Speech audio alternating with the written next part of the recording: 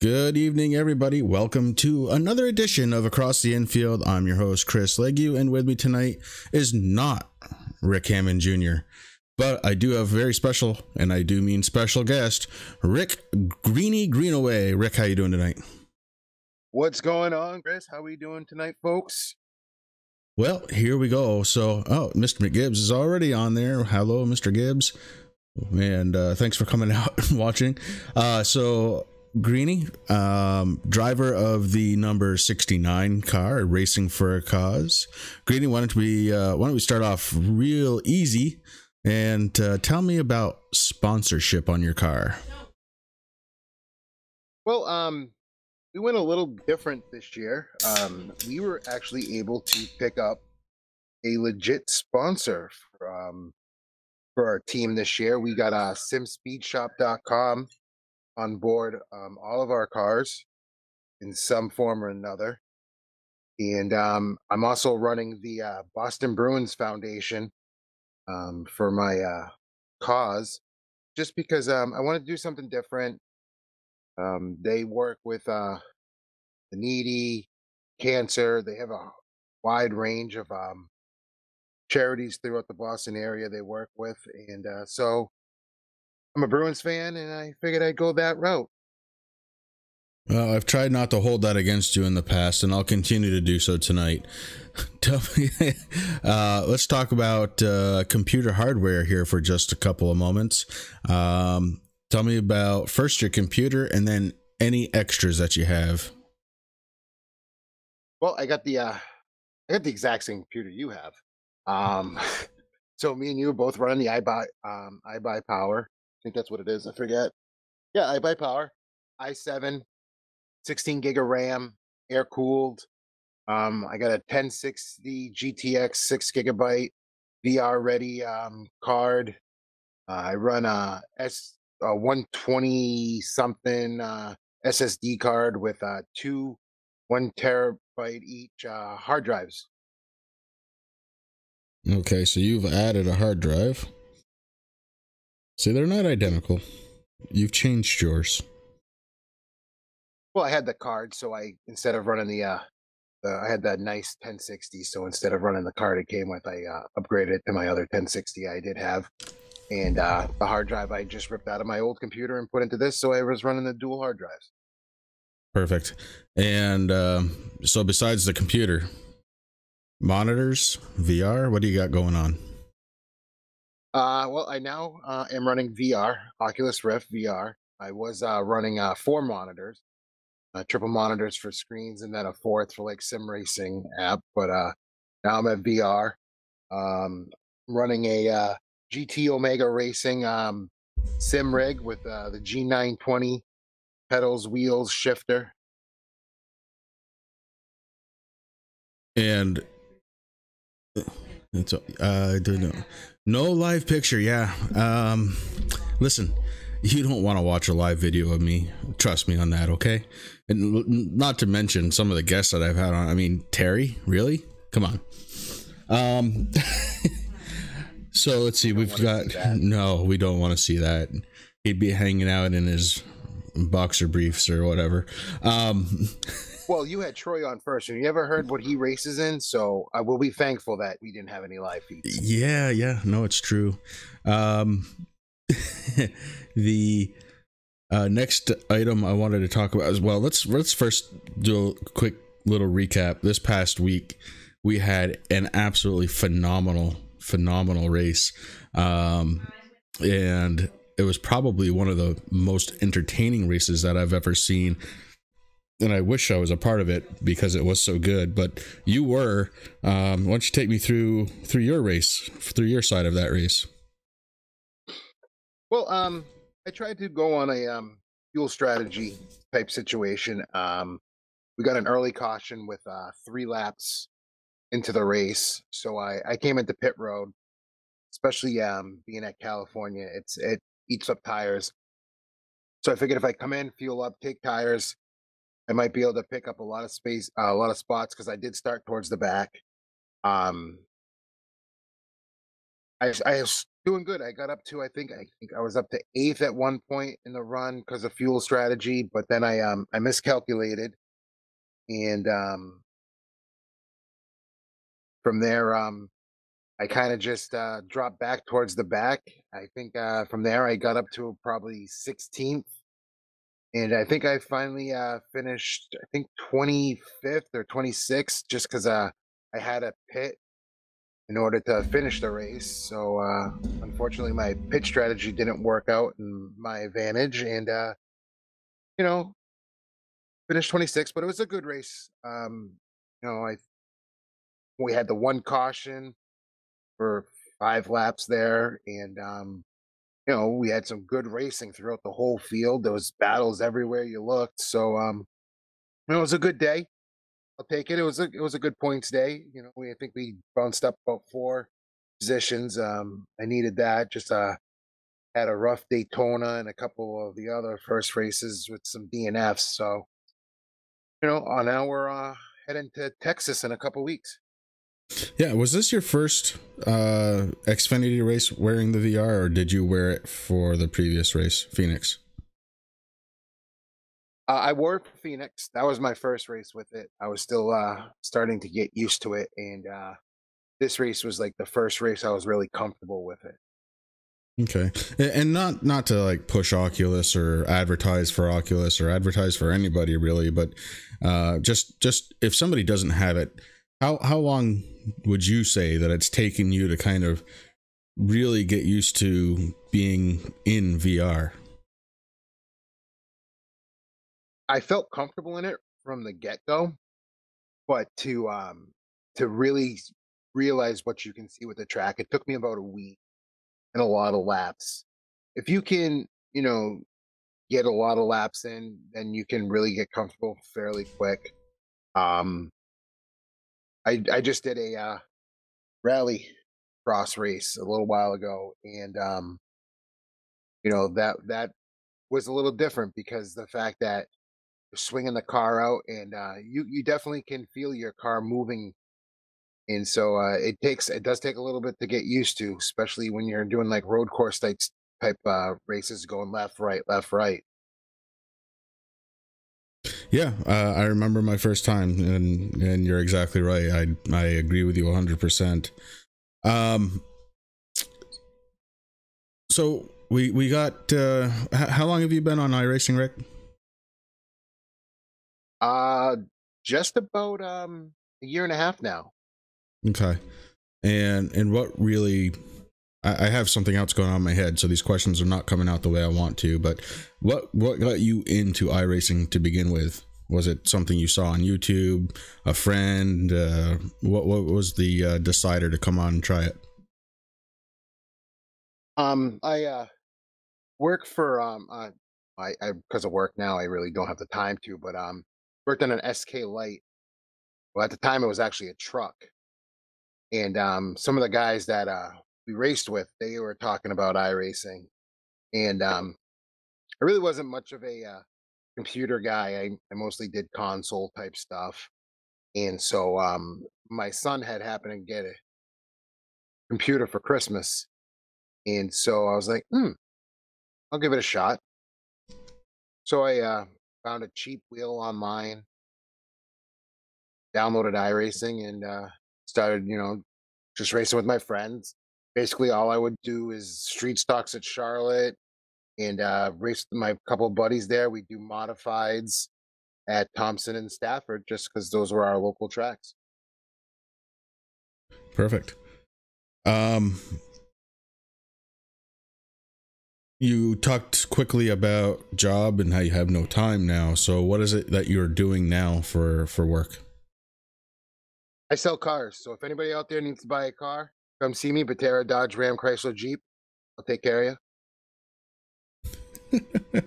Yeah, you're learning the craft. What else do you do for fun, Rick? Besides iRacing, anything good? Not really much. I got 2 kids, so they take up a lot of my time. We like to go to like Six Flags, and we'll do like day trips to all different kinds of areas. Um, I do do enjoy hockey. It's one of my favorite sports. Watching racing, and that's about it. I work and hang out with the family. Yeah, no, that's fine. Um, Speaking of enjoying racing, I don't know if you caught it earlier this week. There was a panel discussion uh, talking about NASCAR and what it needed to try and do to bounce back. Did you see anything about that? Yeah, I was listening to some of the commentary about it on NASCAR radio and Sirius XM.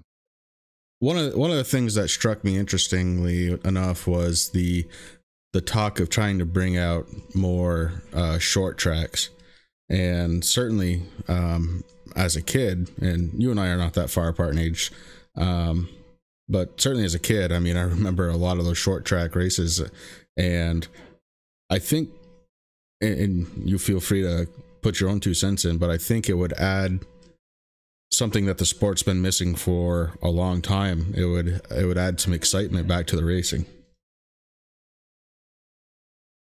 Well, I think a lot of what NASCAR needs is, I mean, the start. I think you're starting to see the start of it. I don't know if you happen to see this announcement, but Kevin Harvick Incorporated is actually going to be sponsoring SK division at Stafford Springs this year, and whoever's leading lap 13 is going to get 125 bucks, and whoever finishes in 13th place is going to get 125 bucks from KHI, and it's all in in memory of Teddy Christopher.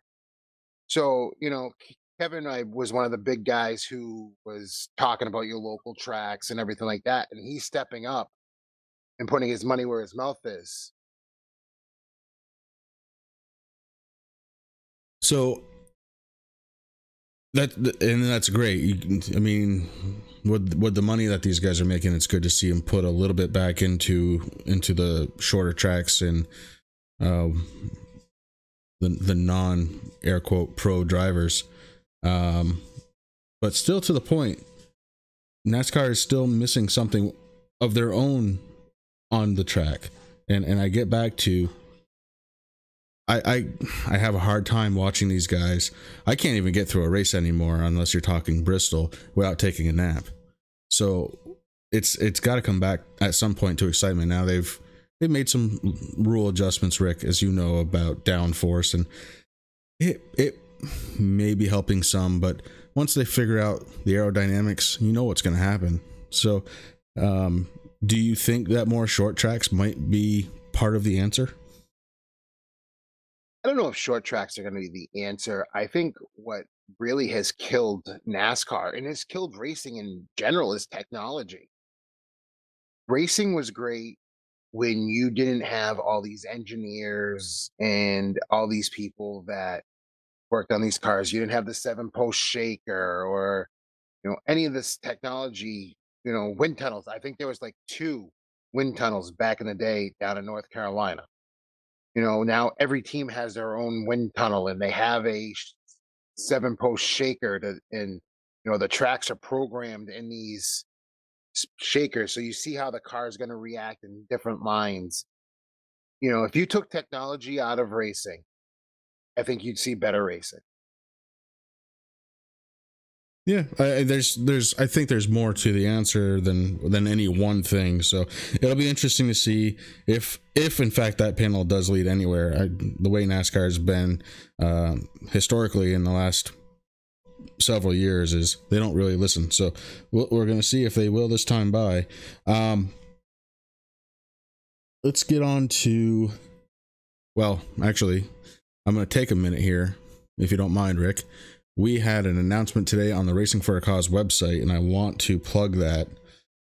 We have a race coming next month on April 23rd, which is a Monday. It is a charity event.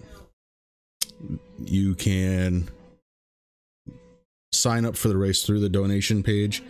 AJ Hamill has been helping me tremendously on the back end of that, and $10 entry fee.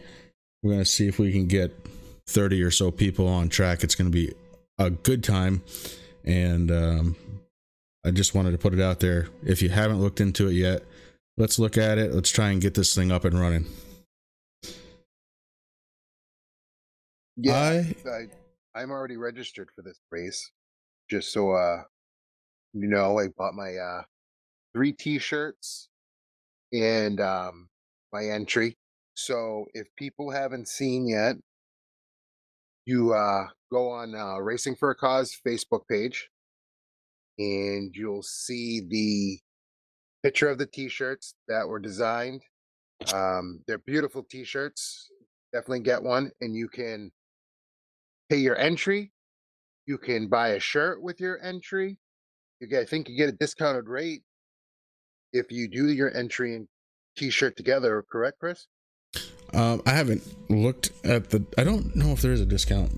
Certainly, there's a $5 and a $10. The $5 is just a contribution. The $10 is to get into the race. But it would be really cool if everybody did it. Basically, what I want to do is I want to get enough people in this race where we have to do qualifying. I think that would be awesome. But anyways, Rick, you're married. How long have you been married? Too long. No, 13 years. 13 years. And you're selling cars now. And you were, what was it you were doing before that? You were plowing and road working, road crew? I was doing landscape, paving driveways, snow removal, all that type of stuff. You miss being outdoors at all? No. Not even when you're, I don't know, brushing off a car after a snowstorm? No, I don't mind at all, because the fact that I didn't have to get up at 3 in the morning or 1 in the morning doing 22 hours straight of plowing in the same area, going around in circles it doesn't bother me. Hey, right on. And to each their own, which is good. I happen to be a fan of the car business, so I understand. So far, do you know where you are in points right now? As far as the Xfinity League? 20 something. I'm down towards the bottom. Okay. Well, it's still early. And Texas is in 2 weeks from this past Tuesday. Next week, I'm hearing on Tuesday night some sort of special event. Not really special event, but we're going to have a special fun race. The Flying Tiger division going to be running at USA. I think, what was it, 75 laps, if I remember correctly? Yeah. Oh, I think this one might be only like 50 laps. I don't think we're doing the full 75, but I could be wrong. But it's kind of just going to be like a fun race, but kind of working some of the rules for the new Flying Tiger series that'll be running this summer after the late model series. Yeah, so if you haven't looked into them yet, if you're new to the league and you haven't really done a lot in the street stocks, it's really the car they're in, I encourage you to check out next Tuesday night and hop into the street stock for the Flying Tiger division. It's one of the bigger divisions that we have up here. It's a lot of fun to drive in, so definitely check that out. And I don't want to cut this too short, Rick, but I also don't want it to drag on tonight for some personal reasons. So I'm going to leave it up to you. Do you have anything else that you want to talk about? I'd be happy to do it with you. No, I know you got some stuff going on, and we will, we can continue talking at a different night. We can, discuss some more ongoing topics in the world of iRacing and NASCAR and 2019 Dodge Grand Cherokees. Dodge Grand Cherokee. Are they really moving the Grand Cherokee to the Dodge line? No, I just felt like seeing if you were paying attention. Okay. Yeah, that made me almost vomit in my mouth, actually. Dale's on, and Dale, you know what? It would be pretty darn cool to see you on there. come on out, hop into it. It's gonna be fun. It will not be broadcasted, as I think I'm going to run in it myself. And speaking of broadcasting, the special event race on April 23rd, the charity event, coincidentally known as the hashtag Philip Strong 150 after my son, that will be broadcasted. So another broadcasted event, which is going to be fun. KR is going to be doing that one. Yeah, I was going to say that's not going to be on Catamount. That's going to be on Max Speed TV. And so just so people know, so they don't come looking over here for that event, it will be out on Max Speed. Yeah, exactly. All right, bud. Well, if you've got nothing else, I see Dick joined us in chat. Maybe I should, hold on a second. Dick Greenaway, are you out there? Yes, I am.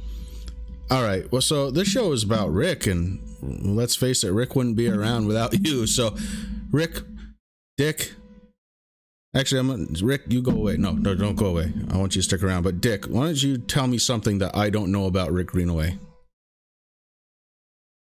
Oh, God. He was a hockey player? Nope, I knew that. He refereed hockey? Nope, knew that.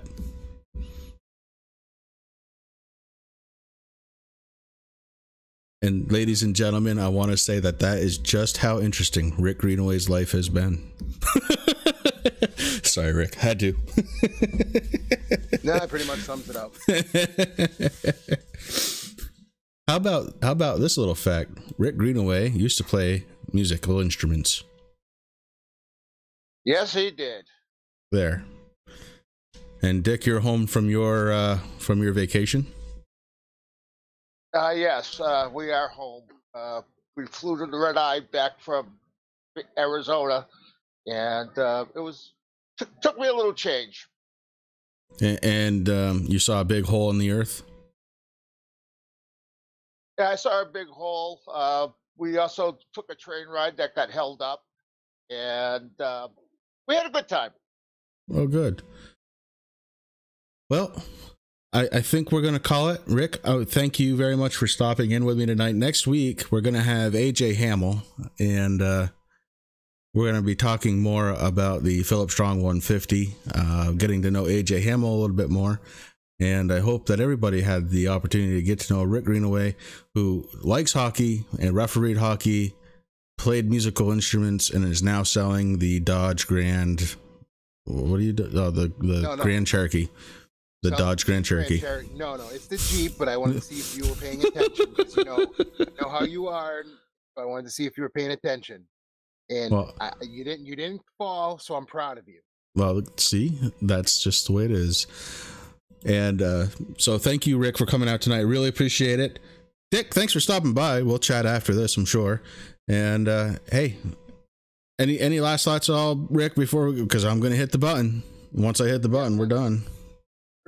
Real quick, I just wanted to say, people, if you're looking for button box or a handbrake for your sim rig, check out simspeedshop.com. And if you're looking for cheap products, used or hopefully some new ones, AJ Rogers has taken over the Hub Used page on Facebook. Check him out.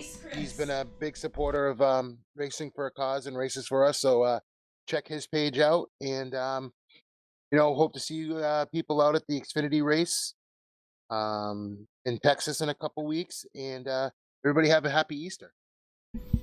Yeah, indeed. Easter is around the corner. Happy Easter to everybody. And Rick, again, thank you. Dick, thank you for stopping in and embarrassing your son a little bit more for me. Appreciate that. Have a good night, everybody.